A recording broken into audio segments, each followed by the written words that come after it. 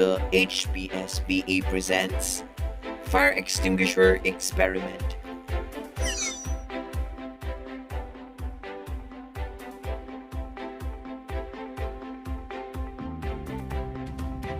Let us now prepare the materials. We have thread, plastic bottle, tissue paper, vinegar, scissors, and water.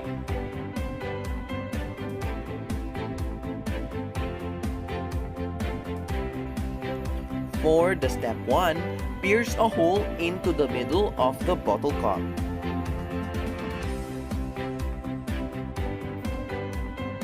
After piercing the bottle cap, set it aside.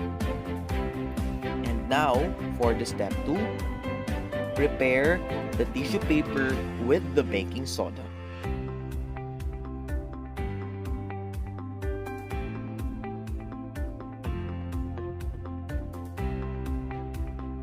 And now, carefully pour some baking soda into your tissue paper.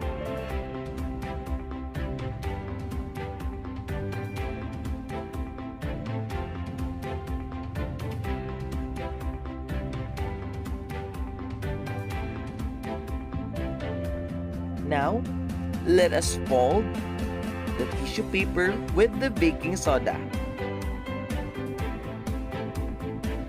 Good job! Now, for the step 3, get a scissors and your thread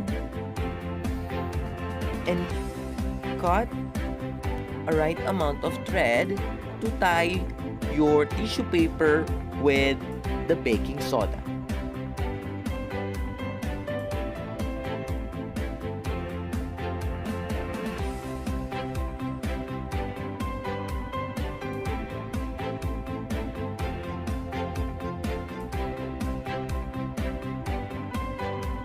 For the step 4, get your plastic bottle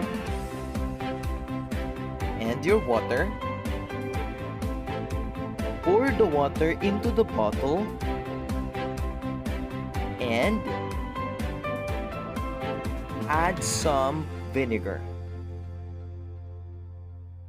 Remember to be always careful.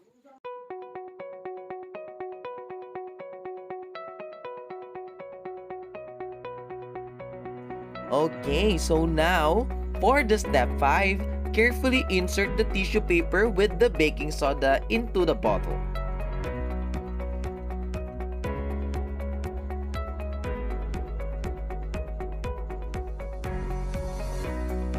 Then, close the bottle using the bottle cap that we pierced a while back. Good job! Now, you have a DIY fire extinguisher. #HPSPE Fire Prevention Month 2022 with the theme of sa pag-iwas sa sunog, hindi ka nag-iisa.